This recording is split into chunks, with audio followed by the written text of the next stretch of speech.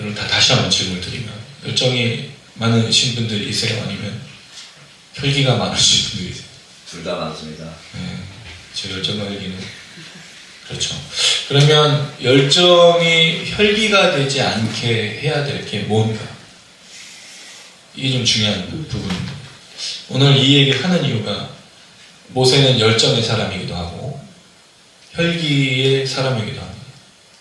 그 시작이 혈기로 시작이 돼서 열정으로 마무리되는 것을 보게 될 때 동전양면과 같은 이 열정과 혈기를 우리는 어떻게 바꿔가면 또 바른 방향으로 사용할 수 있겠는가?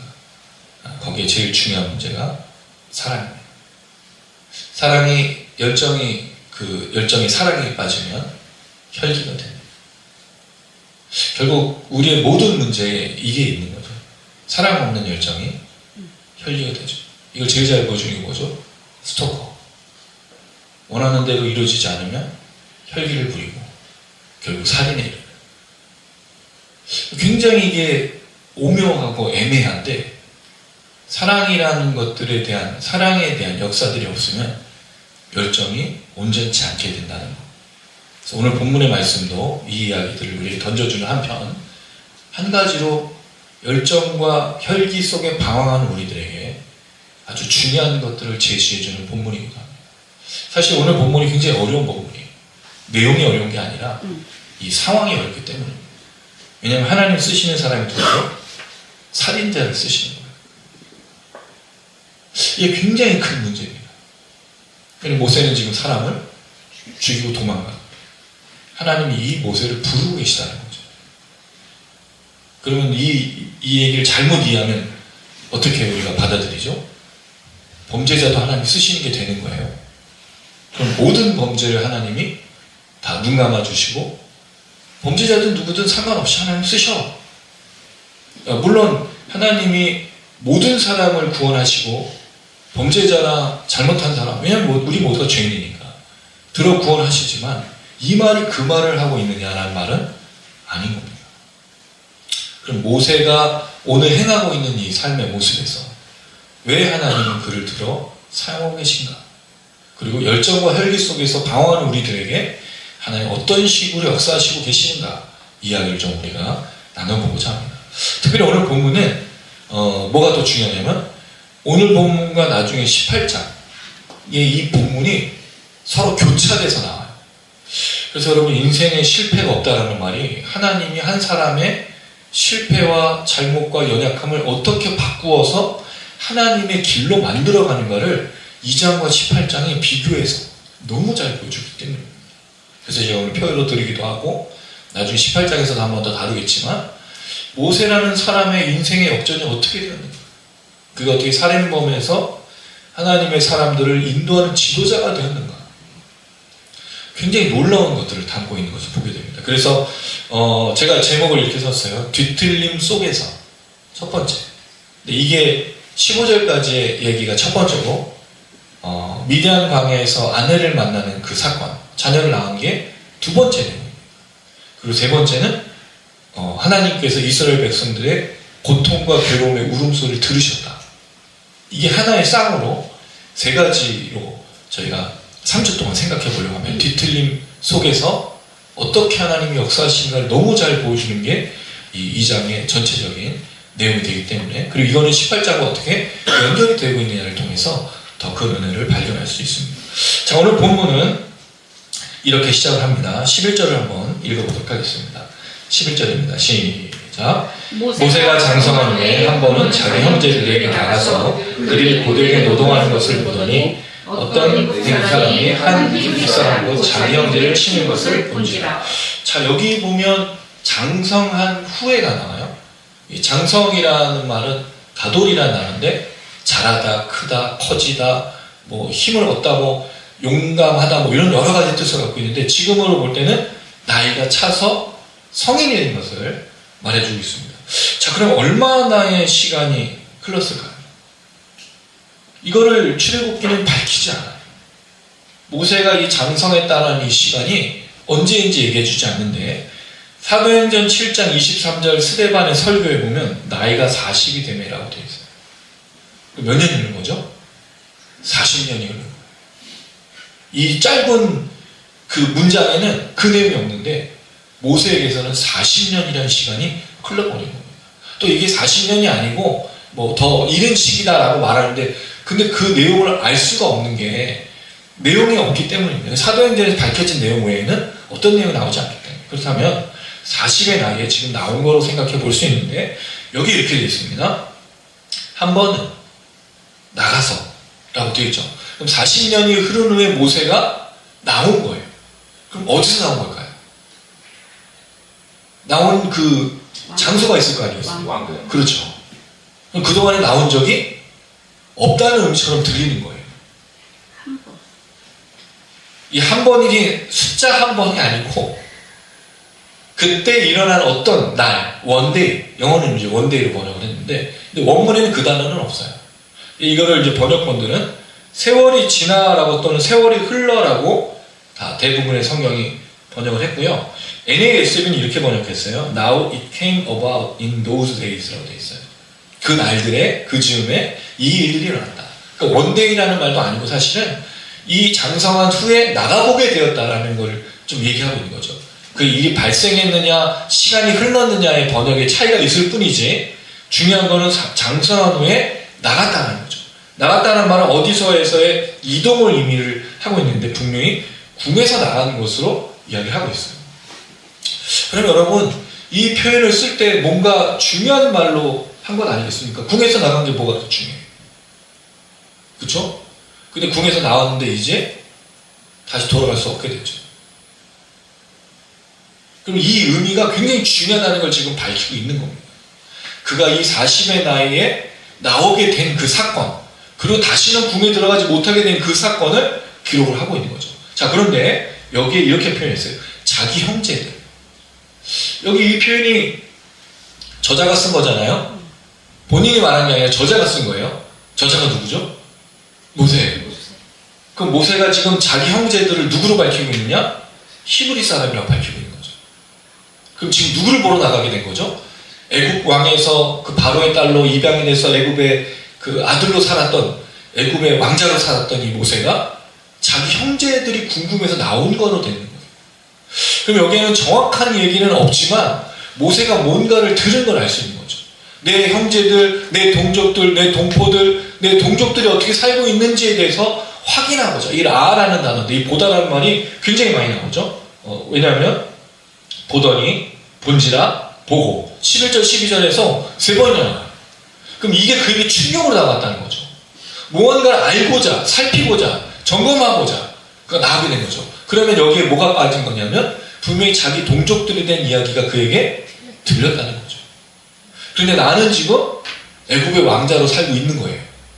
근데 그 동족들과 형제들을 위해서 그가 나가게 된 것으로 이야기하고 있는 거죠. 자, 사도행전 7장 23절은 이렇게 얘기하고 있어요. 사도행전 7장 23절을 한번 좀 찾아볼까요? 사도행전 7장 23절. 왜 나오게 됐는지, 왜 보려고 했는지 사도행전이 설명하는 겁니다. 7장 23절 시작. 나이가 40이 되매 그 형제 이스라엘 자손을 돌볼 생각이 나더니. 뭐 할 생각이 난 거예요? 돌볼. 40년이 지나서 그가 자기 동포에 대한 얘기를 듣고 자기가 애굽 사람이 아니라는 걸 알게 된 거죠. 히브리 사람인 걸 알게 됐고 히브리 동족, 자기의 동포들이 지금 어떤 상황이라는 걸 듣게 돼서 돌봐야겠다. 돌보다는 말이 뭐죠? 찾아가서 그들을 도와주겠다는 마음을 품게 된 거예요. 그럼 여기 안에 그 감춰진 내용이 뭐겠습니까? 민족의 고통, 민족의 아픔, 내 동족들이 당하고 있는 수많은 얘기를 들었다는 것을 누가 얘기해 줬을까요? 분명히 그의 보모였던 어머니가 또는 그 모든 것들을 알고 있었던 사람이 모세에게 전달해 준 것을 볼 수 있습니다. 또 하나 21절에서 22절을 보면 모세가 이 40년 동안 어떤 교육을 받았는지 사도행전에서 설명하고 있는데 그를 데려다가 자기 아들로 기름해 모세가 애굽 사람의 모든 지혜를 배워 그의 말과 하는 일들이 능하다. 그럼 모세는 양육을 그 궁에서 받았는데 지혜가 탁월한 사람이라는 걸 알 수 있죠. 그리고 모든 교육, 애굽의 모든 교육을 받은 것을 알 수 있어요. 뒤에 미디안 장인을 만나서 제사장을 만나서 결혼할 때 애굽 사람이라고 말을 해요. 그럼 그가 무슨 언어를 쓴 거죠? 애굽 언어를 썼다는 말을 알 수 있죠. 그리고 분명히 그 갖춘 옷은 왕족의 옷을 입었을 가능성이 큰 거예요. 물론 시간이 많이 흘러서 이제 40년 이후에 시간이 흘렀기 때문에 몇 년이 흘렀는지 모르겠지만 그걸 볼 수 있는데, 어쨌든 그는 자기의 형제들 히브리 민족에 대해서 궁금해했고 그것을 돌볼 생각으로 지금 나간 걸 알았어요. 자, 그래서 그 눈에 보이는 게 뭐죠? 고되게 노동하는 것을 보게 됐다는 거죠. 이게 1장 11절에 무거운 짐을 지워 같은 세발라라는 명사예요. 고통, 고역, 무거운 짐인 거죠. 그럼 결국 애굽의 왕자로 자랐던 이 모세가 그 얘기를 듣고 나가서 실제로 본 게 뭐죠? 자기 동포들의 힘들고 어렵고 괴로운 그 삶을 보게 된 거예요. 여기서 뭐가 일어나죠? 감정의 이입이 시작되는 거예요. 내가 들어왔던 그 얘기가 현실로 나타나니까 이 모세의 마음속에 뭐가 생각이 났을까요? 내 형제들을 돕는 그 마음, 분명히 불일 듯 일어나는 열정들이 있었을 거라는 것을 알 수 있어요. 그러니까 그 마음속에 어떤 것들이 계속 감정적으로 나타나는 것을 볼 수 있는데, 그의 눈에 걸린 게 있죠. 어떤 애굽 사람이 한 히브리 사람 곧 자기 형제를 치는 것을 본지라. 여기 이제 중요한 게 애굽 사람과 히브리 사람을 나누고 있다는 거죠. 애굽 남자와 히브리 남자예요. 그럼 그는 자기는 어떤 편이에요? 애굽에서 자라고 애굽의 왕자로 자랐지만 히브리 사람이라는 거죠. 근데 누가 지금 때리고 있어요? 애굽 사람이 지금 히브리 사람 형제를 때리고 있으니 이 모세의 눈에 어떻게 생각이 되겠습니까? 얼마나 많이 이게 분노로 다가왔겠습니까? 여기에 이제 이 치다, 또 때리다라는 단어가 낙한데, 이게 그냥 때린 게 아니에요.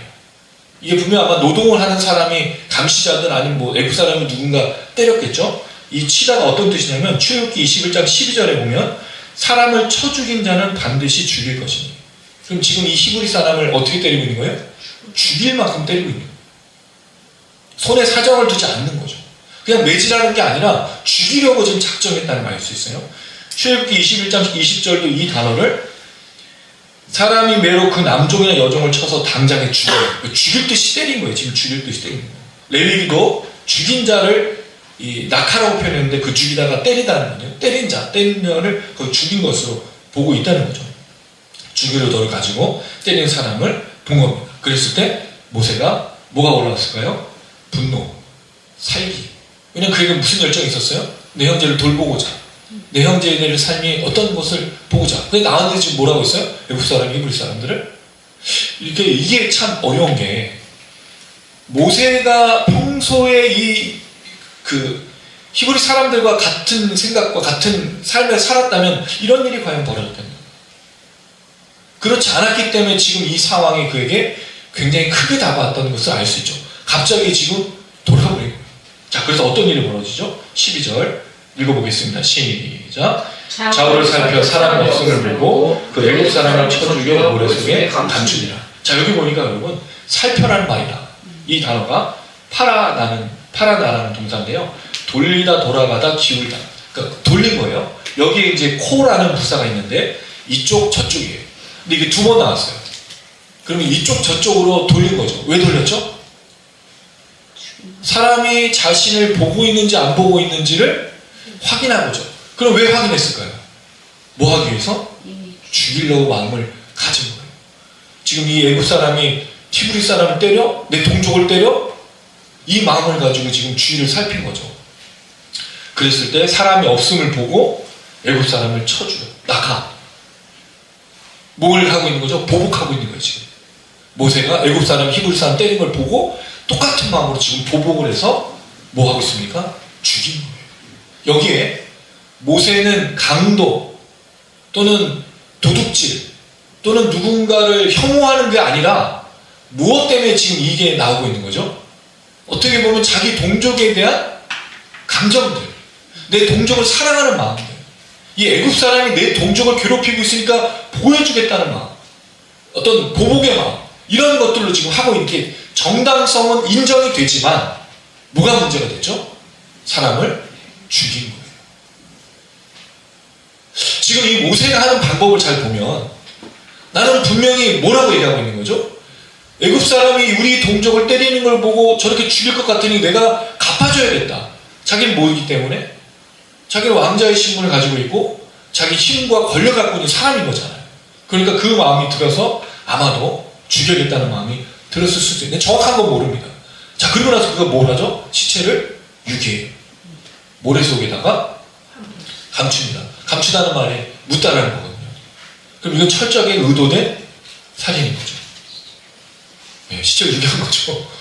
그렇잖아요. 우리는 지금 말로 하면 시체를 유기한 거예요. 그럼 모세는 지금 이게 철저하게 계획하고 의도를 가지고 있는 거죠.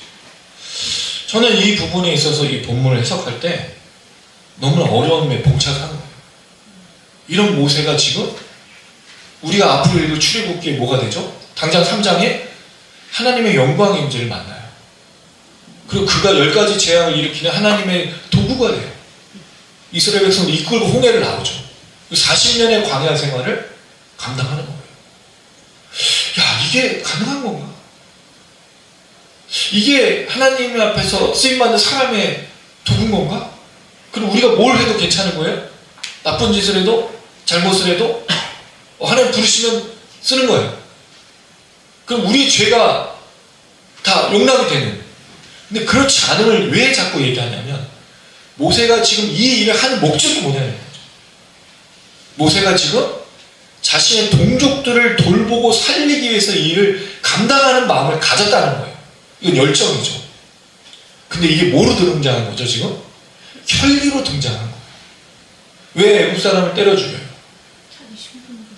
때려 죽일 필요가 있어요, 없어요? 사실은 이 문제가 아닌 거죠. 그가 지혜가 없다는 말이죠. 그럼 뭘 해야 되죠, 여기서? 어떻게 애국 왕과 히브리 사람들 사이에서 자기가 무언가에 대해 지혜를 가지거나 이런 내용들을 가지고 노력을 하든 뭘 하든 아니면 기도를 하든 그런 방식이 없이 혈기를 지금 나타내고 있다는 거죠. 그럼 하나님은 과연 이런 사람도 쓰시는가라는 질문 속에 계속 우리가 흘러가야 됩니다. 근데 놀라운 게 있어요. 이런 모세의 행동에 대해서 성경이 어떻게 평가하고 있는가? 다시 사도행전 7장으로 가서 24절, 25절 한번 읽어보겠습니다. 성경이 이 모세를 어떻게 평가하고 있는지. 사도행전 7장 24절에서 25절입니다.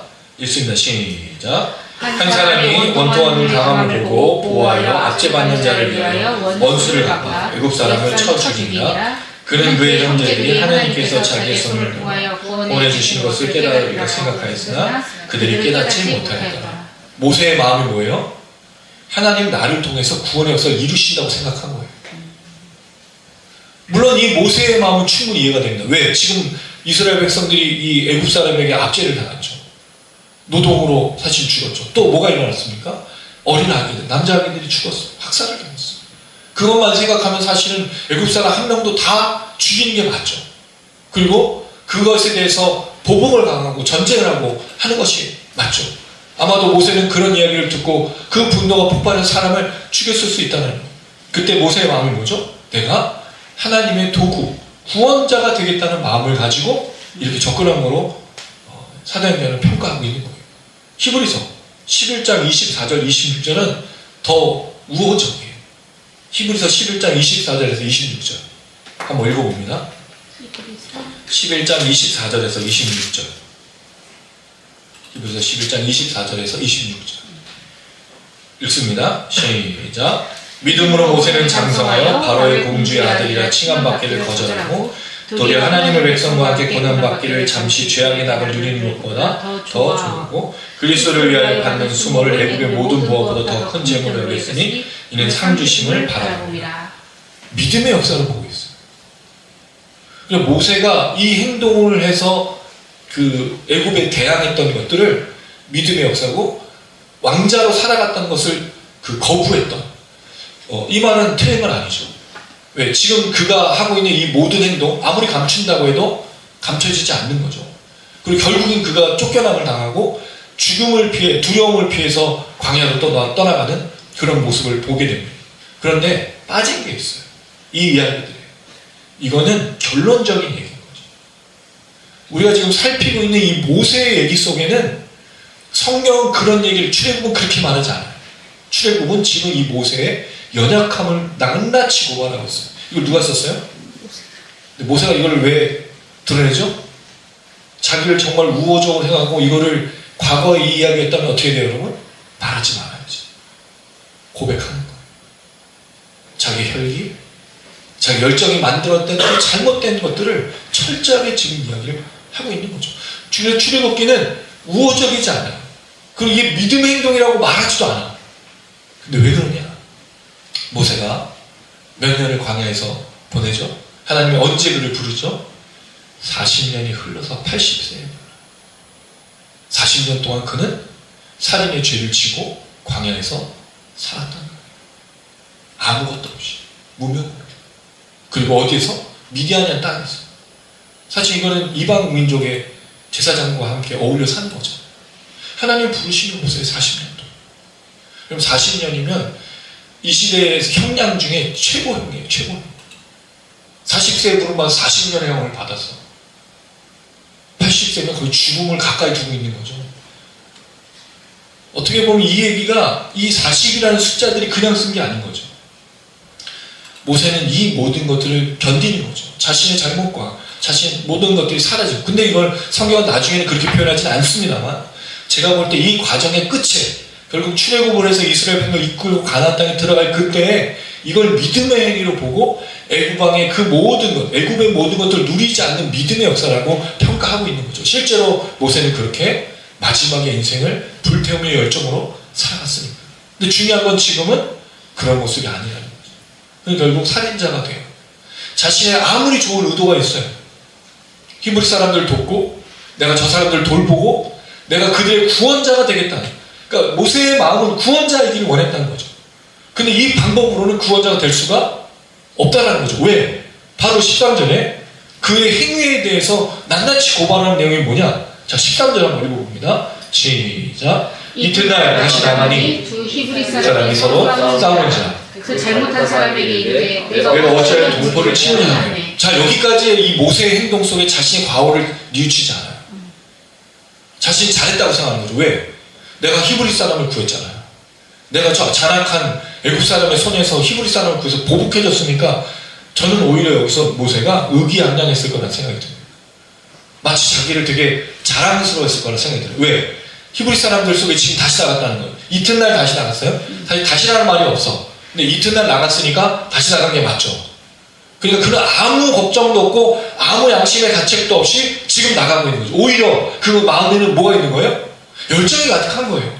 내가 이렇게 애굽 사람, 히브리 사람을 위해서 죽였으니 내가 얼마나 대단한 사람이야, 나는 이런 사람이야 라고 생각했을 가능성이 있다는 거죠. 그래서 뭘 합니다? 참견하는 거예요.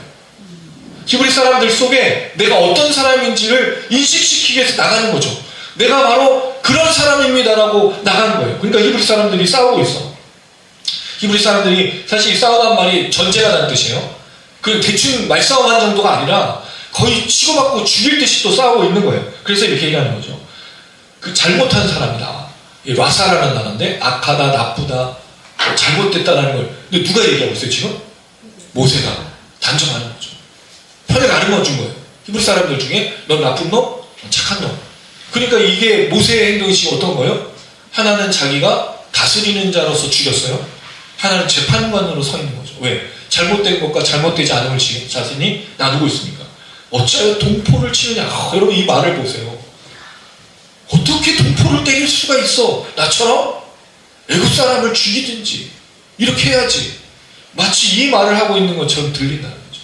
그는 자신만만했던 거예요. 그 의기양양했던 거예요.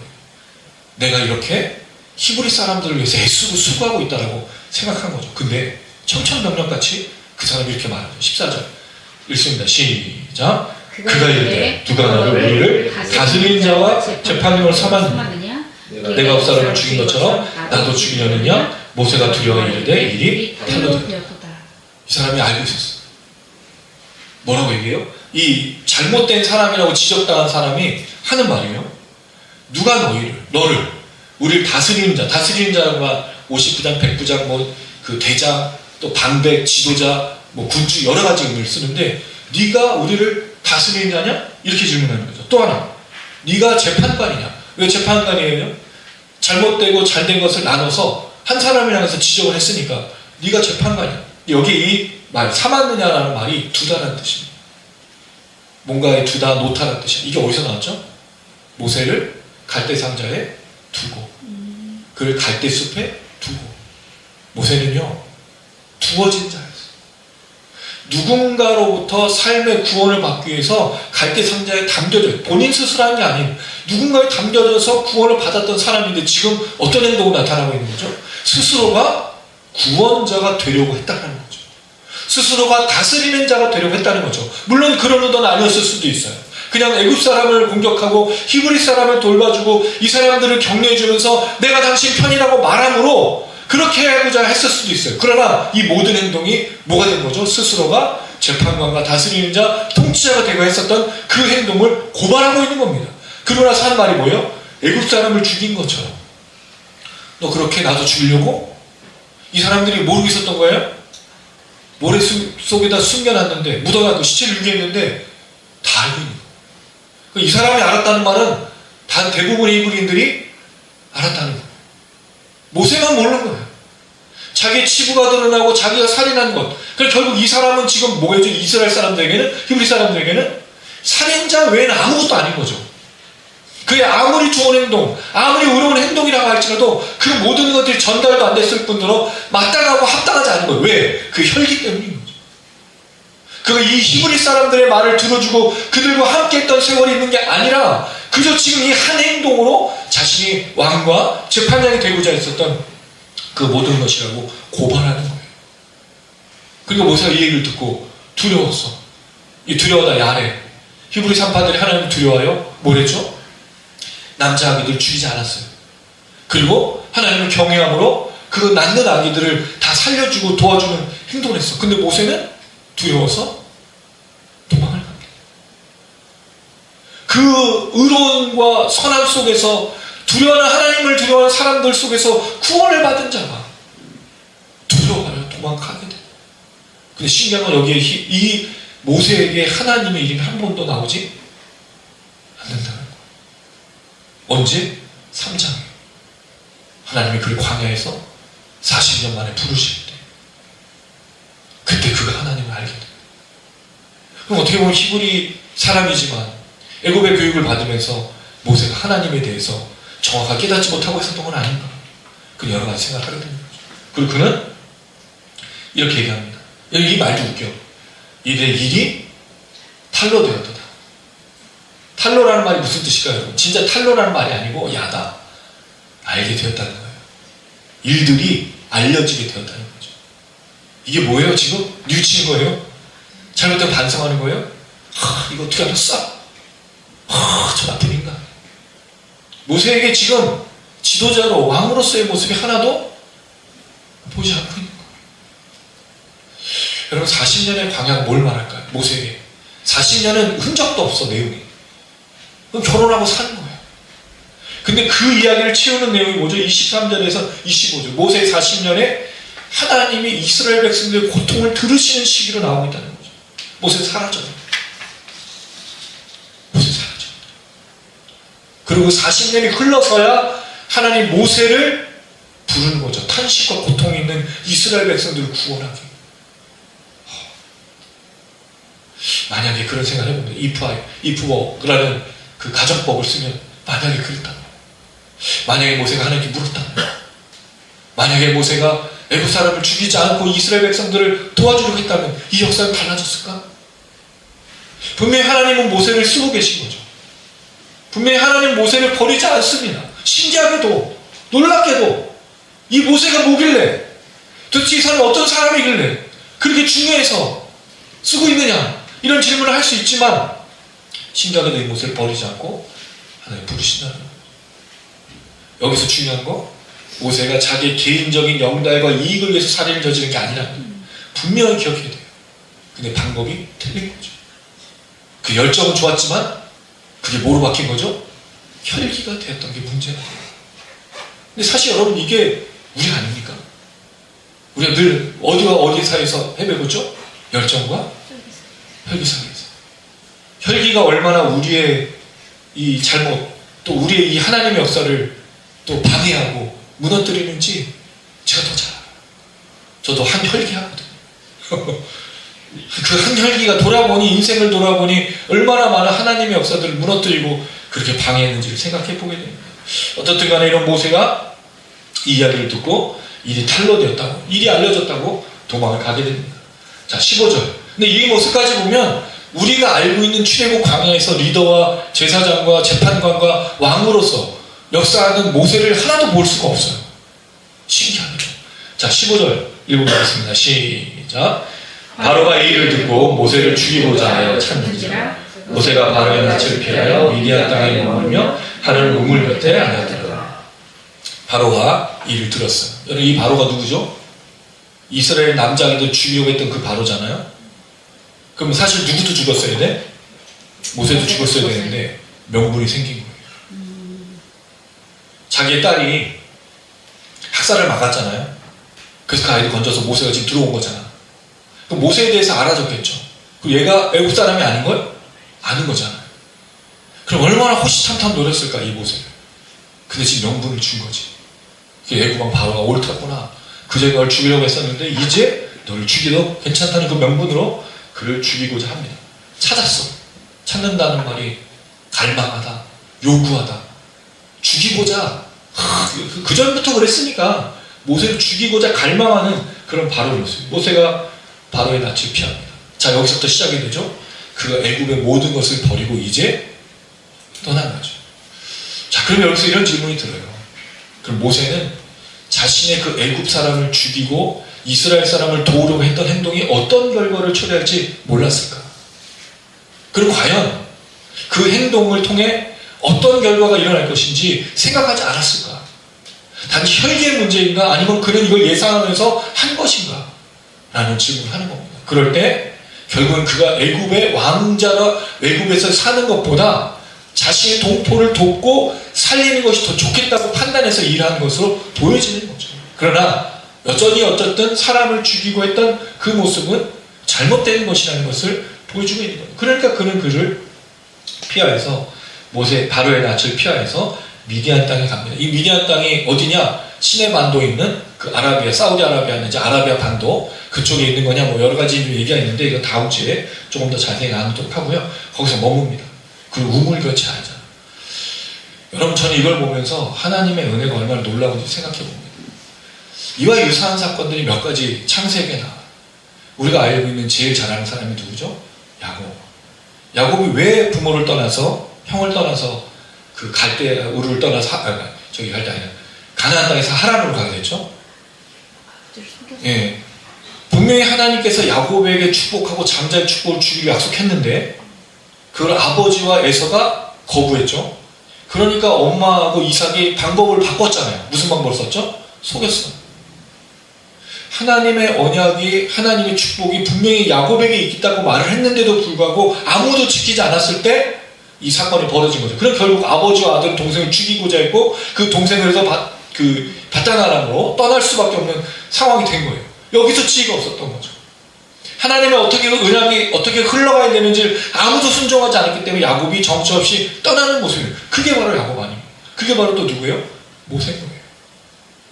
하나님의 방법대로, 하나님의 지혜대로, 하나님 역사하신 대로 흘러가면 큰 문제가 없었던 것들이 하나씩 하나씩 문제를 일으키고 잘못되어 간다는 거죠. 근데 여러분, 이런 일들이 비일비재해요. 근데 왜 이걸 은혜로 보느냐? 여기서 이 모세가 이 죽음을 피해서 그 광야를 갔을 때 16절에서 22절에 보면 아들을 낳아, 결혼해서. 이름을 뭐라고 얘기하죠? 게르솜. 내가 타국에서 낳은 애가 되었습니다. 자신이 버려진 받은 사람이라는 것을 철저하게 말하고 있지만 아들을 통해서 그 은혜를 누리고 있는 걸 얘기해주고 있다는 거죠. 나중에 이것이 제가 오늘 나눠드린 출애굽기 18장과의 비교를 보면 오늘 이 사건, 그리고 다음 주에 그 결혼해서 그 자녀를 낳는 사건, 그리고 마지막 23절에서 25절에 하나님의 그 들으심의 응답을 보는 사건이 어떻게 연결되는지 나타납니다. 너무 놀랍게 18장의 제일 첫 번째 나타나는 것은 모세의 역할. 자, 모세가 사람을 죽여서 그 시체를 숨긴 다음에 다시 다음에 나오죠. 그때 히브리 사람이 네가 나도 죽이려느냐 말하면서 했던 내용이 뭐였습니까? 네가 다스리는 자와 재판관이 되려고 할래? 그랬을 때 이 얘기가 어떻게 바뀌게 되냐면 18장 13절 14절 표로 드린 거를 한번 보시면 이렇게 되어 있어요. 이걸 같이 한번 읽어봅니다. 18장 13절 14절 표 위에 제일 위에 거 시작. 이튿날 모세가 백성을 재판하느라고 앉아있고 백성 아침부터 저녁까지 모세 곁에 서 있는지라 모세의 장인이 모세가 백성이 하는 모든 일을 보고 이르되 내가 이 백성이 하는 일이 어찌 되느냐 어차피 내가 올라 앉아있고 백성 아침부터 저녁까지 내 곁에 서 있느냐. 모세가 뭘 하고 있어요 지금? 재판하고 있어요. 다스리고 있어요. 원래 할 거예요. 원래 될 일이야. 근데 그게 뭘 했죠? 혈기로 나서서 내가 구원자가 되기로 버리니까 이게 문제가 된 거예요. 그 일을 통해서 원래 하나님이 세우시고자 했던 일들을 못하게 됐을 뿐이 아니라 하나님의 역사를 완전히 무너뜨리려고 했는데 하나님은 이 모세를 들어 이 일을 이루시는 거죠. 그래서 자기의 백성들이 네가 다스리는 자와 재판관이 되고자 하느냐 돼요. 놀랍게도 하나님 만드시나. 이게 너무 놀랍지 않습니까? 우리 늘 무너뜨려야 하나님의 역사를, 우리 늘 하나님의 역사를 왜곡시키고 잘못되게 만들어. 근데 하나님은 그걸 바꾸어 가시는 하나님. 그래서 우리 인생 속에 하나님의 선하심과 인자하심이 드러나지 않은 적, 나타나지 않은 적이 한 번도 없는 겁니다. 다윗의 흑백, 나의 평생에 하나님의 선하심과 인자하심이 정녕 나를 따르리. 근데 이 얘기가 여러분 이렇게 들으면 안 되죠. 그럼 내가 죄를 져도 하나님 나를 결국 쓰실 거야? 내가 죄를 많이 져야겠네? 이 말이 아닌 거죠. 모세는 그런 죄를 지은 게 아닌 겁니다. 자, 두 번째 아들의 얘기가 나와요. 이어서 2절에 4절에 18장 2절에 4절 그 칸을 한번 또 보면서 얘기하랍니다. 같이 있습니다. 시작. 모세의 장인 이드로가 모세가 돌려보냈던 그 아들 십보라와 그의 두 아를 데리고 왔으니 그 하나의 이름은 게르솜이라. 이는 모세가 이르기를 내가 이방에서 나가 내가 데려가며 하나의 이름은 엘리에셀이라. 이는 내 아버지 하나님 나를 위하사 나를 칼에서 구원하셨다 하리더라. 할렐루야. 하나님의 구원을 보고 있는 거예요. 광야에서. 모세가 이 40년을 광야를 떠나 이 모든 걸 떠나서 광야에서 지내면 먼저 40년을 하나님의 이 놀라운 구원의 손길로 고백하고 그래요. 여러분 광야가 아닌 겁니다. 사실 그 광야에는 많은 것들이 담겨져 있는 겁니다. 이렇게 하나님께 역사하시죠. 자, 마지막 하나님의 들으심은 좀 긴 구절인데 다 읽지 않겠습니다. 중요한 건 이 장인 모세의 장인이 나중에 광야로 가서 다시 장인을 만나서 하는 얘기예요. 근데 장인이 이걸 듣고 이 사람은 미디안 제사장이니까 이방 제사장이잖아요. 다른 신을 섬기는. 근데 이 사람이 하나님이 이스라엘 백성들을 구원하시고자 너에게 역사하는 거라고 얘기를 해주고 있어. 오늘 이 23절에서 25절 2장에 하나님 이스라엘 백성들의 그 고통과 괴로움을 들으셨도다. 그리고 누구를 그 구원자로 쓰시고 계시죠? 모세를. 그러니까 이 18장과 이 2장은 이렇게 연결이 돼서 하나님은 어떻게 한 인생을 역전시켜가는지, 하나님은 어떻게 이렇게 잘못되고 불안하고 모든 것들이 뒤틀려버린 것 속에서 역사하고 계신 걸 너무나 잘 보죠. 그 사건으로 나타나고 있는 거예요. 그래서 2장 1절에서 11절에서 우리가 25절까지 세 번에 걸쳐서 나누려고 했던 게 뒤틀림 시간 속에, 뒤틀림 속에서 하나님 어떻게 역사하시는가, 이걸 좀 살펴보고자 제가 여러분과 함께 나누고 이 말씀을 좀 전해야겠다는 생각이 들었던 겁니다. 자, 오늘 이야기를 좀 정리해봅니다. 오늘 모세는 자신의 스스로의 생각으로 이스라엘 백성들을 구원하고자, 그를 돌보고자 생각을 했습니다. 근데 그를 뭐를 했죠? 혈기를 통해 사람 죽였어요. 근데 그 혈기를 어디다 써야 돼? 애굽왕 바로를 죽였어야지. 근데 애굽왕 바로를 안 죽이고 눈앞에 보이는 사람을 죽인 거예요. 그러니까 우리가 그래요. 여러분, 우리는요 생각이 짧아. 우리 넓지 않아. 그러니까 눈앞에 현상만 제거하면 다 해결될 거라고 생각해요. 그렇지 않습니다. 여러분, 예수님께서 이 땅 가운데 오셔서 왜 제자들을 부르시고 자신이 십자가에 죽으심을 죽으셨는데 왜 단칼에 사단 마귀를 죽여 없으시지 않으셨느냐? 왜 예수님께서, 왜 하나님께서 모든 원흉들을 죽이지 않으셨느냐? 왜 그렇죠? 하나님의 사람들을 불러내기 위함입니다. 그럼 하나님의 사람을 불러낼 시간이 없는 거예요. 하나님의 사람을 부르자면 모세를 통해서 이스라엘 백성들을, 그리고 수많은 사람들을, 12제자를, 하나님이 그렇게 사람들을 불러내서 하나님의 역사를 이뤄가는 게 바로 하나님의 역사라는 거죠. 하나님은 절대로 단칼의 죄악과 단칼의 사탄과 모든 것들을 없애지 않으셔요. 그 나중에 있을 일이죠. 근데 왜 그렇게 하신다고 그랬죠? 하나님 세상이 회개케 되길 위해서. 지금도 사람들 중에 아직도 예수를 모르고 십자가의 구원을 모르고 생명을 모르고 잃어버려서 죽어가는 영혼들, 그리고 결국 심판받을 영혼들이 너무 많기 때문입니다. 여러분 생각해 보세요. 내 이웃이잖아요. 내 가족이잖아요. 내가 알고 있는 사람이잖아요. 예수를 모르면 죽는데 만약에 단칼에 그런 역사가 일어나고 그런 심판과 저주가 일어난다면 그 사람은 어떻게 되는 거예요? 심판받는 거예요. 근데 왜 심판이, 왜 주님이 다시 오심이 더디죠? 회개케 하기 위해서, 구원하기 위해서, 수많은 사람들을 건지고 그 사람들이 하나님의 구원의 역사를 이루기 위해서 더디 오시는 거예요. 아멘. 그래서 우리가 구원받은 건 아닙니까? 만약에 1000년 더 전에 왔으면 우린 태어나지 않아서 우린 태어나지 않았으니까 라고 말할 수 있겠지만 그게 아닌 거예요. 내가 태어나서 하나님의 구원과 하나님의 영광과 그 하나님을 알게 되는 이 놀라운 축복 속에 있다는 게 얼마나 감사한 건데요. 근데 내가 1000년 전에 예수님이 오셨다면, 제님으로 오셨다면 나는 태어나지 않았으니까 괜찮다고, 그게 아닌 겁니다. 더 중요한 건 오늘 이 시대에 살아가는 우리에게 이 복음의 역사가 있어서 내 가족, 내가 아는 사람들, 이 땅의 수많은 영혼들이 죽기로 돌아오는 그 구원의 역사를 이루는 것, 주님 다시 오시기 전에 이 일을 이루는 것, 그렇게 하나님께서 역사하시는. 그래서 우리는 부족하고 우리는 연약하고 우리는 쓰러지고 날마다 그렇게 하나님 앞에 온전히 나가지 못하지만 하나님은 이 모든 것들을 자신의 뜻에 따라 이루시고 역사하시고 지금도 그렇게 행하고 계시는 겁니다. 그래서 사람의 역사가 있고 하나님의 역사가 있는 거예요. 사람의 역사는 온전치 않은 역사를, 많은 것들을 보여줍니다. 심지어 모세, 심지어 다윗. 특별히 여러분 이 모세는 더 그런 것들을 많이 보여줘요. 여러분 재미있는 게 있어요. 모세는 열정과 혈기 사이에서 굉장히 많이 방황한 사람이에요. 근데 그가 알고 있는 열정, 우리가 알고 있는 열정이 있어요. 첫 번째, 금송아지 우상 숭배 때 여러분 모세가 어떻게 했는지 기억나시나요? 그가 돌판, 십계명을 들고 내려와가지고 집어 던졌어. 이스라엘 백성들에게 어떻게 하나님 앞에서 그렇게 했는데, 그가 그 두 돌판을 던지고 나서 했던 말이 있어요. 이게 너무 놀라운 건데, 출애굽기 32장 31절에서 32절에 이렇게 있습니다. 제가 읽어드릴게요. 모세가 여호와께로 다시 나아가 여짜오되 슬프도소이다. 이 백성이 자기들을 위하여 금신을 만들어 싸우니 큰 죄를 범하였나이다. 그러나 이제 그들의 죄를 사하시옵소서. 그렇지 아니하시면 원하건대 주께서 기록하신 책에서 내 이름을 지워 버려주옵소서. 하나님 앞에서 이스라엘 백성들의 목숨을 구걸하고 있어. 열정이 있는 거예요. 근데 이 열정과 혈기 사이에서 늘 오가는데 혈기를 부린 때가 또 있죠. 무리바 물가에서 그가 이스라엘 백성들이 물 달라고 했더니 이 반역한 자들을 하면서 하나님은 그냥 반석을 명령해서 물을 내라고 얘기했는데 그 돌로 두 번 그 지팡이로 두 번 치거든요. 혈기가 나. 끝까지 그래. 모세 열정과 혈기 사이에서 끝까지 그래. 근데 그게 누구예요? 우리잖아요, 우리.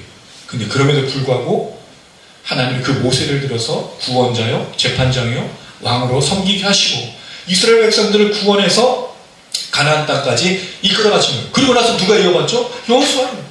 수많은 하나님의 사람들. 그게 우리인 거예요. 우린 그렇습니다, 여러분. 열정이 있어요. 우리는 열정이 있으니까 봉사도 하고 헌금도 하고 또 이렇게 예배도 드리고 많은 것들을 해. 그리고 또 뭐가 있죠? 혈기가 있잖아. 무너진 거예요. 쓰러지는 거예요. 그래서 방황하기도 하고 또 저처럼 목회도 접으려고 생각도 해보고 그 혈기 때문에 그런 거예요. 혈기가 없었다면 하나님이 분명히 어떻게 잘 썼을 수도 있어. 그럼 그것 때문에 무너질 뻔한 나도 하나님께서 다시 일으키고 세우셔서 또 걸어가게 하시는 거예요. 이게 우린 거예요. 열정과 혈기 사이에서 살아가요. 근데 이 모든 것 속에 역사하시는 건 누구라고요? 하나님이신 거죠. 그러니까 우리가 예배드리고, 그러니까 우리가 기도하고, 그러니까 우리가 하나님께로 나아가는 거예요. 그럴 때 열정과 혈기는 우리가 하는 겁니다. 우리. 하나님 우리를 조절해 주지 않으셔요. 그럼 우리가 하는 거예요. 그래서 거기 원칙이 뭐라고요? 사랑입니다. 사랑의 방법, 사랑의 지혜, 사랑의 원칙을 지키지 않으면 열정과 혈기 사이에서 반드시 혈기로 빠질 수밖에 없는 거예요. 그래서 우리가 사랑으로 모든 걸 감당하고 나아가라고 성경에서 이야기하는 겁니다. 강조하는 겁니다. 사랑하는 여러분, 오늘 이 모세의 이야기가 우리의 삶의 이야기입니다. 우리 열정과 혈기가 있어야 돼요. 근데 열정이 또 없는 사람이 있으면 또 열정이 생겨야 돼요. 왜? 하나님 나라를 위해서 걸어가는데 열정이 어떻게 없을 수가 있어요. 최선을 다해야죠. 근데 그것이 만약에 잘못된 마음으로 혈기로 빠지게 될 때 사랑의 원칙, 사랑의 있는 것, 사랑의 은혜로 모두 감당할 때 분명 하나님께서 우리를 끝까지 인도하시고 우리를 통해서 이 땅 가운데 놀라운 역사를 이루실 줄 믿습니다. 그리고 여러분들 되시기를 주님의 이름으로 축원합니다. 아멘.